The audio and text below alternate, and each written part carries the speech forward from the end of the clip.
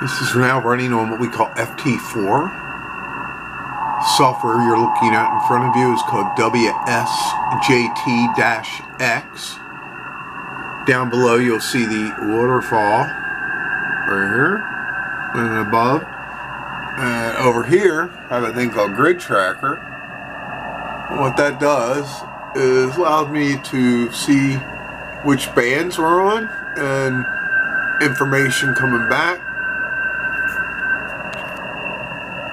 And over here is the decode and people coming in.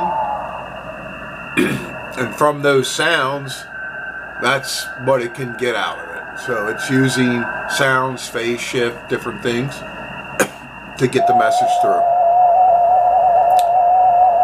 And then down here is another list which is kind of telling me who's talking, what's going on. We actually don't talk, we just send messages. But this gets through when other things don't. And it's just one more thing to learn to do digital. So these are two packages. Another one I'm learning is called WinLink, which allows you to send email messages, small, over the HF radio. So here, wire goes from there into the computer, and then everything runs that way. So